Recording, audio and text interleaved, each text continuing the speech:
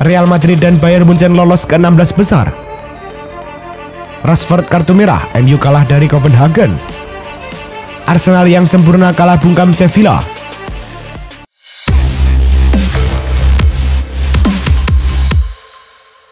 Halo Soccer Mania, kembali lagi di Blessing Soccer News. Kali ini kami sudah siapkan berita-berita terbaru seputar dunia sepak bola. Tentunya untuk kalian semua, selamat menyaksikan. PSSI menunjuk Raja Nainggolan menjadi brand ambassador Piala Dunia U17 2023. Pemain berlabel timnas Belgia itu ditugasi mempromosikan hajatan ini. Raja Nainggolan tanpa ragu menerima tawaran tersebut. Selain karena punya hubungan emosional dengan Indonesia, ia berharap bisa membantu perkembangan sepak bola di tanah air. Tak lupa ia mengucapkan terima kasih karena diundang untuk memeriahkan Piala Dunia U17. Raja Nainggolan bersama pesepak bola wanita Sabrina Deisler akan bahu-membahu mempromosikan Piala Dunia U17. Manchester United masih akan pincang setidaknya sampai memasuki periode Natal. Casemiro dan Lisandro Martinez belum akan kembali dalam waktu dekat ini. Casemiro mengalami cedera pergelangan kaki saat bersama tim nasional Brazil pada Oktober lalu. Gelandang 31 tahun tersebut sempat comeback tapi cedera lagi. Sementara Lisandro Martinez mengalami cedera pada April, sempat pulih dan tampil di beberapa pekan pertama musim ini. Cedera bek 25 tahun tersebut kambuh hingga harus menjalani operasi kedua pada Oktober kemarin. Di musim ini, Lewandowski sudah bukukan 5 gol dari 10 penampilan di Liga Spanyol dan 1 gol dibukukan di Liga Champions dari 3 penampilan. Tapi keran gol striker asal Polandia itu sedang terhenti. Dilansir dari ESPN, kini total Lewandowski sudah seret gol dari 6 laga di seluruh kompetisi. Rinciannya Lewandowski gagal bikin gol di 4 laga La Liga dan 2 laga di Liga Champions, hal yang jarang terjadi. Catatan terburuk Robert Lewandowski soal kekeringan gol adalah saat memperkuat Borussia Dortmund. Itu terjadi di musim 2010-2011 dengan puasa gol selama 10 laga. 3 laga pertama di grup G Liga Champions semuanya dimenangi Manchester City dengan skor identik, yakni 3-1. Mereka menang dengan skor itu saat menjamu Red Star, menang di kandang Leipzig dan menang di kandang Young Boys. Pada laga keempat, saat ganti meladeni Young Boys di Etihad Stadium, Manchester City kembali menang dengan mencetak 3 gol. Bedanya kali ini gawang mereka tidak kebobolan. Setelah hat-trick menang 3-1, Manchester City kemudian menang 3-0 dengan mencetak 3 gol ke gawang lawan seolah itu adalah sesuatu yang wajib. Berdasarkan statistik Opta di atas, setiap kali Dortmund mengumpulkan minimal 7 poin hingga laga keempat fase grup Liga Champions, mereka selalu lolos ke fase berikutnya. Sebelumnya, Dortmund sudah 10 kali berada dalam situasi semacam ini. Dalam 10 edisi itu, Dortmund selalu bisa lolos dari fase grup kompetisi elit ini.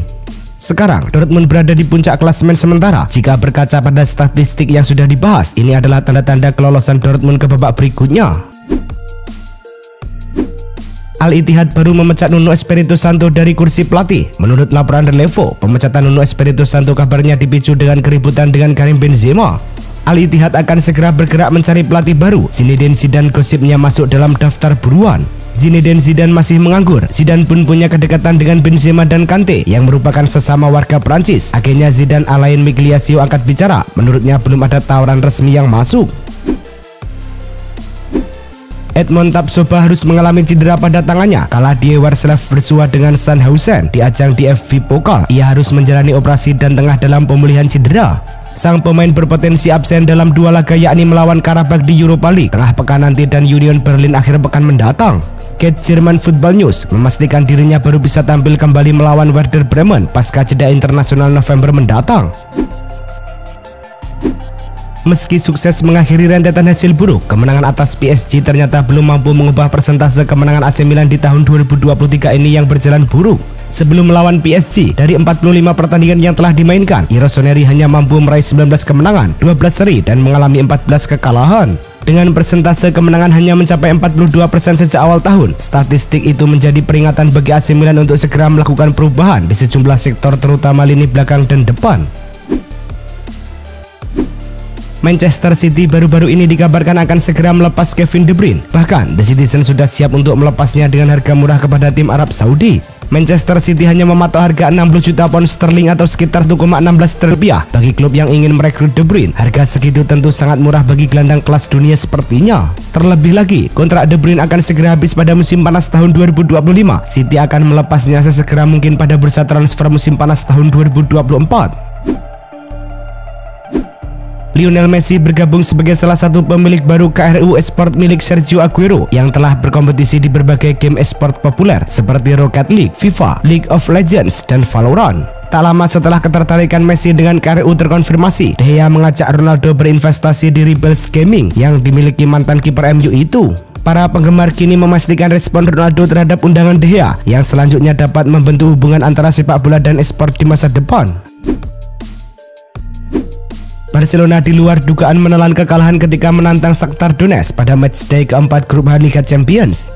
Sejatinya, ini bukan pertama kali Barcelona merasakan kekalahan melawan Shakhtar. Barca pernah mengalaminya pada babak grup musim 2008-2009. Menariknya, pada musim tersebut Barca berhasil bangkit dan keluar sebagai juara. Barcelona menyisihkan Lyon, Bayern Munchen, dan Chelsea pada fase gugur. Sementara itu di laga puncak Manchester United dilibas dengan skor 2 gol tanpa balas.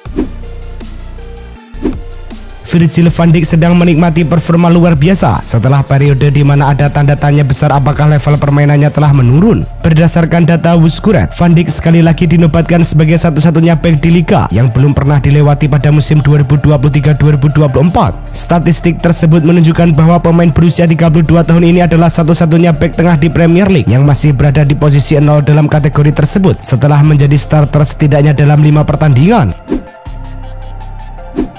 Performa apik Ben White ini membuat banyak klub mulai mengincar jasanya. Alhasil Arsenal mulai berupaya untuk memagari sang bek dari kejaran tim-tim lain. Football Insider melaporkan bahwa pihak Arsenal menjanjikan nilai kontrak yang besar agar White mau bertahan di London Utara. Sang bek saat ini mendapatkan gaji sebesar 120.000 pound sterling per pekan di Arsenal saat ini. Di kontrak barunya, White dikabarkan akan mendapatkan kenaikan gaji yang signifikan. Namun laporan itu tidak menulis dengan detail berapa nominal gaji baru White. Timnas Italia belum berada dalam posisi yang aman untuk mentas di Jerman tahun depan. Gli Azzurri saat ini berada di peringkat ketiga dengan raihan 10 poin pada grup C kualifikasi Piala Eropa 2024. Italia berada di ambang kegagalan untuk tampil di 3 ajang internasional secara beruntun setelah Piala Dunia 2018 dan 2022 silam. Andai gagal lolos ke Piala Eropa Jerman tahun 2024, tentu bakal semakin menjadi aib bagi sepak bola di negeri pizza. Apalagi Italia menyandang status sebagai sang juara bertahan di edisi 2020. Pertandingan grup B Liga Champions mempertemukan PSV versus Lens di Philips Stadion. Luuk de Jong kemudian mencetak gol di menit ke-12 untuk membawa PSV unggul 1-0 di babak pertama. Memasuki babak kedua, Lens menunjukkan semangat yang kuat untuk bisa menyamakan kedudukan. Namun sayang skor 1-0 untuk keunggulan PSV bertahan hingga laga usai. Dengan hasil ini, PSV berada di posisi kedua grup B dengan 5 poin dan Lens tepat di bawahnya dengan koleksi poin sama. Napoli versus Union Berlin berlangsung di Stadion Diego Armando Maradona. Partenope memimpin 1-0 di babak pertama lewat Matteo Politano yang berhasil mencetak gol di menit ke-39. Union Berlin kemudian membalas di babak kedua. David Fofana mencatatkan namanya untuk mengubah skor menjadi 1-1 sampai laga tuntas. Hasil ini membuat Napoli berada di posisi kedua klasemen grup C dengan koleksi 7 poin. Sementara Union Berlin berada di posisi juru kunci dengan koleksi 1 poin saja. Real Sociedad versus Benfica pada laga di grup D tersaji di Stadion Rally Arena San Sebastian. Real Sociedad yang tampil lebih efektif mampu mencetak gol melalui Mikel Merino di menit ke-6. Mikel Oyarzabal kemudian menggalakkan keunggulan pada menit ke-11 usai melepas tembakan dari bagian tengah kotak penalti. Selang 10 menit kemudian Real Sociedad unggul 3-0 usai Ander Barrenetxea mencatatkan namanya di papan skor di menit ke-21. Tertinggal 3 gol, Benfica coba bangkit. AS Aguias bisa memperkecil ketertinggalan mereka lewat gol Rafa Silva pada menit ke-49. Kemenangan ini membuat Sociedad untuk sementara naik ke puncak klasemen grup D dengan nilai 10, sedangkan Benfica di posisi buncit tanpa poin. Arsenal versus Sevilla di matchday keempat grup B Liga Champions berlangsung di Emirates Stadium. Meriam London memimpin 1-0 di babak pertama lewat Leandro Trossard. Babak kedua masih berjalan baik untuk Arsenal. Pasukan Mikel Arteta itu kemudian menambah gol lewat Bukayo Saka. Arsenal menutup pertandingan dengan kemenangan 2-0. Hasil ini membuat Arsenal mantap di puncak grup B dengan 9 poin. PSV Eindhoven dan Lens sama-sama tepat di belakang Arsenal dengan 5 poin. Sevilla ada di dasar dengan 2 poin.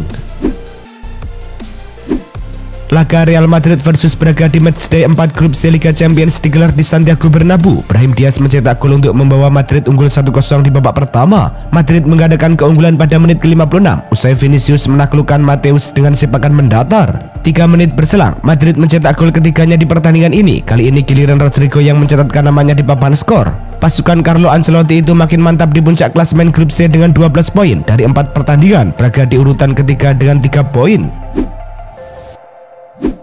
Bayern Munchen versus Galatasaray dalam duel matchday 4 grup A Liga Champions. Kali ini laga terkunci tanpa gol di babak pertama. Bahkan skor 0-0 tampak akan jadi hasil yang adil sampai akhirnya Harry Kane mencetak gol saat memasuki 10 menit akhir. Menit ke-86, Harry Kane mencetak gol keduanya usai Mathys Tel mengirim umpan akurat untuk striker asal Inggris itu di tiang jauh. Di menit ke-93, Galatasaray coba mengejar ketertinggalan. Umpan Oliveira bisa dikin tersebut memastikan Bayern meraih tambahan 3 poin krusial di grup A Liga Champions. Bayern dipastikan lolos ke babak 16 besar.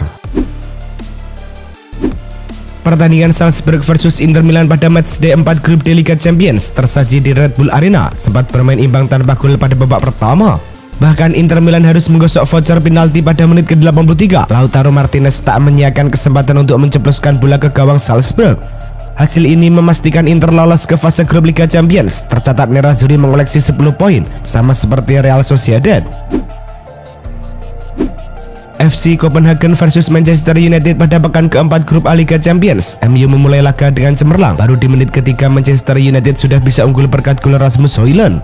Keunggulan Manchester United kembali bertambah, lagi-lagi berkat Rasmus Højlund yang berhasil mencetak gol keduanya di menit ke-28. FC Copenhagen akhirnya melalui El Younousi berhasil menipiskan ketertinggalan tuan rumah jadi 1-2 di menit ke-45. Tepat sebelum babak pertama berakhir, FC Copenhagen menyamakan kedudukan. Gonçalves mengonversi gol dari titik putih. Manchester United kembali mencuri gol di menit ke-69 lewat titik putih. Bruno Fernandes yang jadi algojonya sanggup mencetak gol. Petaka bagi Manchester United lahir di penghujung babak. Lucas Lerager mencetak gol penyama kedudukan di menit ke-83. Lalu di menit ke-87, skor berbalik unggul bagi FC Copenhagen. Bargi tidak terkawal mencetak gol kemenangan Copenhagen. Dengan hasil ini, Manchester United turun ke dasar klasemen dengan baru mengoleksi 3 poin. FC Copenhagen naik ke posisi 2 dengan torehan 4 poin. Bukayo Saka terpilih menjadi pemain terbaik pada laga Arsenal versus Sevilla. Ia mampu mengirimkan assist kepada Leandro Trossard untuk membuka keunggulan pada menit ke-30. Berlanjut, pemain berusia 22 tahun itu mampu melebarkan jarak setelah melakukan aksi individu yang diakhiri dengan sepakan keras untuk menambah keunggulan Arsenal menjadi 2-0. Bukayo Saka adalah pemain Arsenal pertama yang mencetak gol dan assist dalam pertandingan kandang berturut-turut di Liga Champions sejak Cesc Fabregas melawan Sevilla dan Slavia Prague pada musim 2007-2008. Rasmus Højlund mencetak gol di menit ketiga dan di menit ke-28 dan membawa timnya unggul 2-0 serta penampilan apik Manchester United jadi sia-sia saat Marcus Rashford menerima kartu merah di menit ke-42. Rashford mendapat kartu merah setelah melakukan pelanggaran terhadap Jalert saat berusaha melindungi bola. Tampak kaki Rashford menginjak kaki lawan. Manchester United terpaksa bermain dengan 10 pemain sejak saat itu dan ini langsung dimanfaatkan oleh skuad Copenhagen untuk menggempur pertahanan MU. Arsenal membuat Sevilla tak berkutik sama sekali pada matchday keempat grup Liga Champions. Berdasarkan data Wuskuret, selama babak pertama tim asal Spanyol itu tak bisa melepaskan tembakan dan cuma 1 kali melakukan sentuhan bola di sepertiga akhir pertandingan Arsenal. Jika dihitung selama pertandingan, Sevilla cuma bisa melakukan 3 kali sentuhan bola di kotak penalti Arsenal. 1 tembakan juga diciptakan Sevilla dan itu terjadi pada injury time. Itulah tadi kumpulan berita-berita terbaru dari kami. Simak terus berita-berita terbaru lainnya dan jangan lupa like, komen, dan juga subscribe.